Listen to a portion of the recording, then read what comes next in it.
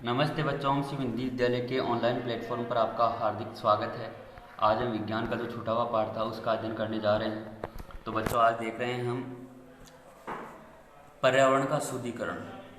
मतलब हमारा जो पर्यावरण है, एनवायरनमेंट है, वो शुद्ध कैसे रहे, पर्यावरण शुद्ध किस तरह से रहे, इसके बारे में आज हम चर्चा कर रहे हैं। अपने विद्यालय के माली को देखने के पश्चात पहली बूझ तथा दूसरे विद्यार्थियों ने घरों व बगीचों से पत्तियां एवं फल सब्जियों का कचरा एकत्रित करके उसके निपटान के लिए बनाए गए गड्ढे में डाला। कुछ समय बाद इसका विघटन होने के बाद यह खाद में परिवर्तित हो गया। पहले और बूझो जानना चाहते हैं कि यह किस प्रकार हो सकता है। क्या हुआ?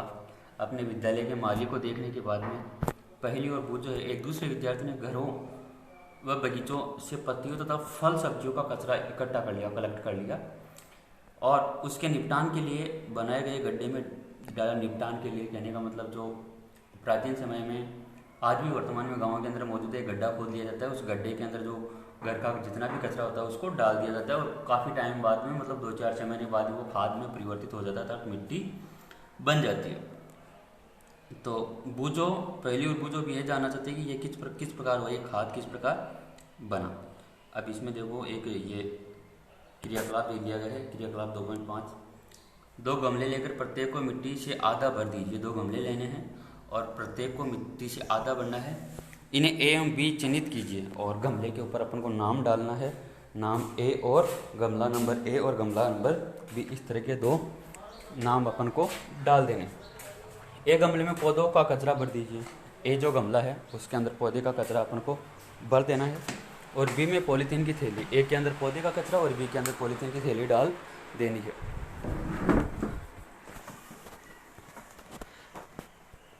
पॉलीथीन की थैली डालनी है बी में। कांच की खाली बोतलें, प्लास्टिक के टूटे खिलौने इत्यादि भर देने हैं।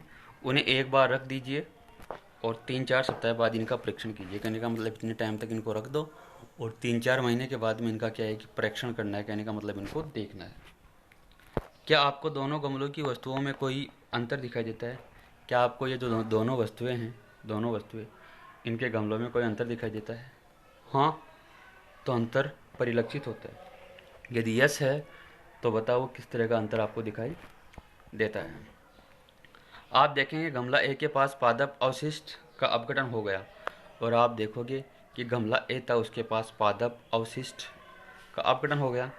यह कैसे हुआ? सूक्ष्म जीवों द्वारा पादप अपशिष्ट का अपघटन कर उसे खाद में बदल दिया गया। कहने का मतलब ये है कि जो छोटे छोटे जीव होते हैं, वो छोटे छोटे जीव क्या करते हैं, जो ये जितने भी प्रकार के अपशिष्ट पदार्थ होते हैं उनको क्या है कि नष्ट कर देते हैं। नष्ट करके उनको खाद में परिवर्तित करते हैं, अर्थात मिट्टी में परिवर्तित करते। इस प्रक्रिया से बने पोषक पौधों द्वारा पुनः उपयोग किए जाते हैं। क्या आपने ध्यान दिया कि गमला बी के पॉलीथीन की थैली, कांच की खाली बोतलों में खिलौनों के टूटे हुए टुकड़ों में इस प्रकार का परिवर्तन हुआ है?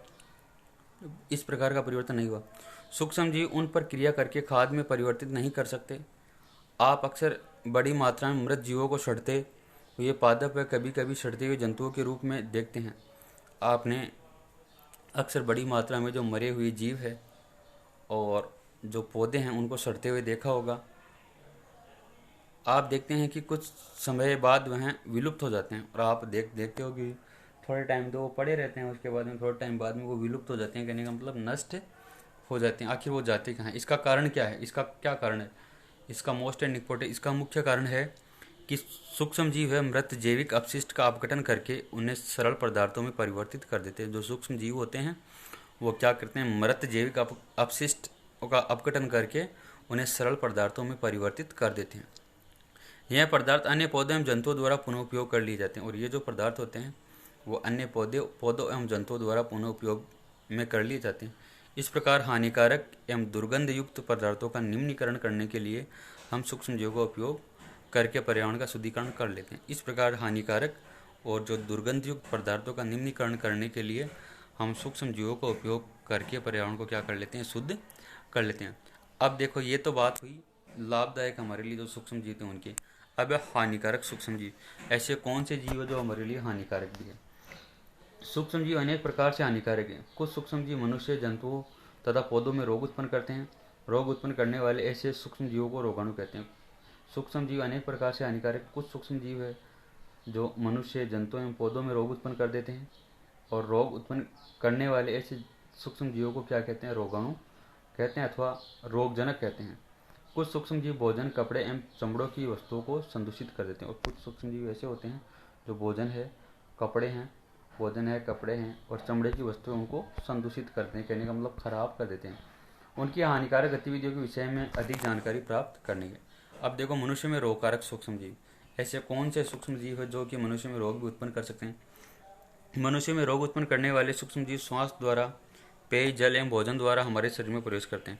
यदि मनुष्य के अंदर रोग होता है तो वो क्यों होता है? क्योंकि कोई भी जो सूक्ष्म जीव है वो क्या मनुष्य के शरीर में श्वास के माध्यम से चला जाएगा, कोई पेय पदार्थ है, पीने योग्य पदार्थ, उसके माध्यम से चला जाएगा, या फिर भोजन के माध्यम से शरीर में प्रवेश कर जाएगा।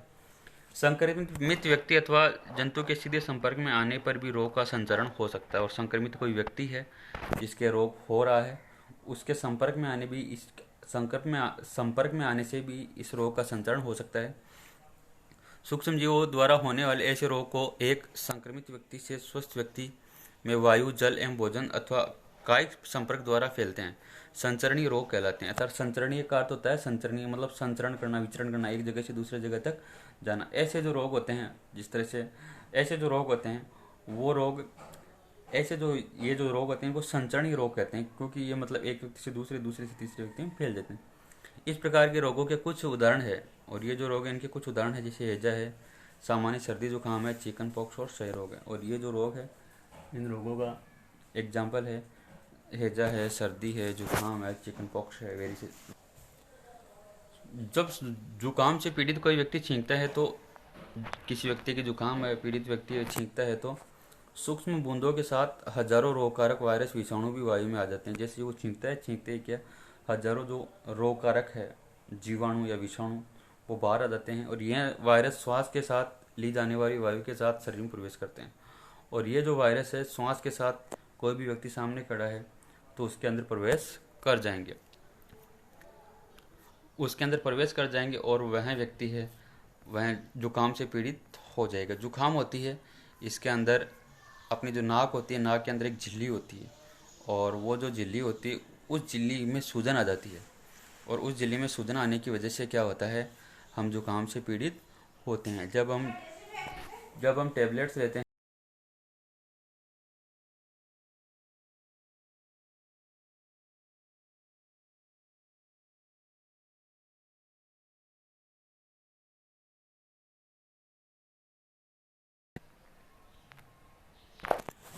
कुछ कीट एवं जंतु ऐसे होते हैं जो रोगकारक सूक्ष्म जीव के रोग वाहक का कार्य करते हैं। घरेलू मक्खी इसका एक सबसे अच्छा उदाहरण है। घरेलू मक्खी है वो गंदगी में भी बैठती है और अच्छी जगह भी बैठती है। मक्खी कूड़े एवं जंतु अपशिष्ट पर बैठती है, रोगाणु उसके शरीर में चिपक जाते हैं। जब मक्खी बिना ढके भोजन पर बैठती है तो रोगाणु का स्थानांतरण संभव है, और बिना ढका हुआ भोजन है उसके ऊपर यदि घरेलू मक्खी बैठती है तो इसका रूपांतरण संभव है। जो भी व्यक्ति ऐसा संदूषित भोजन करेगा उसके बीमार पड़ने की संभावना है। और कोई भी व्यक्ति यदि ऐसा संदूषित भोजन करता है, दूषित भोजन कर लेगा तो वो स्वाभाविक रूप से बीमार पड़ जाएगा। अतः सलाह दी जाती है कि भोजन को सदा ही ढक कर रखा जाए, और सभी को ये सजेस्ट किया जाता है, सलाह दी जाती है कि भोजन है उसको हमेशा ढक कर रखना चाहिए। बिना ढके भोजन को खाने से बचना चाहिए, और बिना ढका जो भोजन है उसको खाने से क्या करना चाहिए, बचना चाहिए। मादा एनाफ्लीज चित्र 2.8 में ये देखो, मादा एनाफ्लीज मच्छर है, इसके काटने से क्या मलेरिया होता है। मादा एनाफ्लीज चित्र 2.8 में इसका उदाहरण है मच्छर प्लाज्मोडियम मलेरिया परजीवी का वाहक है। मादा एडिस मच्छर डेंगू के वायरस का वाहक है, और मादा एडिस मच्छर है वो डेंगू के वायरस का वाहक है। मतलब हम मलेरिया अथवा डेंगू का नियंत्रण किस प्रकार तरह कर सकते हैं, और अब हम मलेरिया और डेंगू का जो नियंत्रण है, मतलब उनको रोक किस तरह से सकते हैं, उसके बारे में बताया गया है। तब आप संचरणीय रोगों का फैलाव किस प्रकार से रोकते हैं। जो संचरणीय रोग है मतलब एक जने से दूसरे जने में संचरित हो जाते हैं, तो उन रोगों का जो फैलाव है उसको किस तरह से रोकने का प्रयास किया जाएगा, आगे बताया गया है। देखो ये बता रही है, हम छींकते समय अपने मुंह एवं नाक पर एक रुमाल रखना चाहिए। अच्छा तो यही है कि संक्रमित व्यक्ति से पर्याप्त दूरी बनाए रखें। कहने का मतलब ये है कि जिस तरह से अभी कोविड-19 का जो चल रहा है उसके अंदर मास्क रखा जा रहा है मुंह के ऊपर, उसी तरह से अगर छींकते समय मुंह के पास या तो रुमाल रखनी चाहिए, रुमाल रखनी चाहिए। इसी तरह प्रेजेंट टाइम में कोविड-19 से बचने के लिए लोग बाग अपने चेहरे को मास्क से ढककर रखते हैं। अध्यापक हमसे ऐसा क्यों कहते हैं कि अपने आसपास पानी एकत्रित न होने दें? और ये बोल रही है पहली कि टीचर्स हमें ये बात क्यों बोलते हैं कि अपने आसपास पानी इकट्ठा नहीं होने दें? सभी मच्छर जल में उत्पन्न होते हैं, हमें पानी को कहीं भी रुका नहीं रहने देना चाहिए। सभी मच्छर वो जल में उत्पन्न होते हैं, अतः पानी को कहीं पर भी हमें इकट्ठा नहीं होने देना चाहिए। टायर एवं फूलदानी इत्यादि में कहीं भी जल को एकत्रित न होने दे। टायर है, फूलदानी, इन सब के अंदर कभी भी जल को एकत्रित न होने दे। अतः अपने आसपास के स्थानों को स्वच्छ एवं शुष्क रखकर हम मच्छरों को पैदा होने से रोक सकते हैं।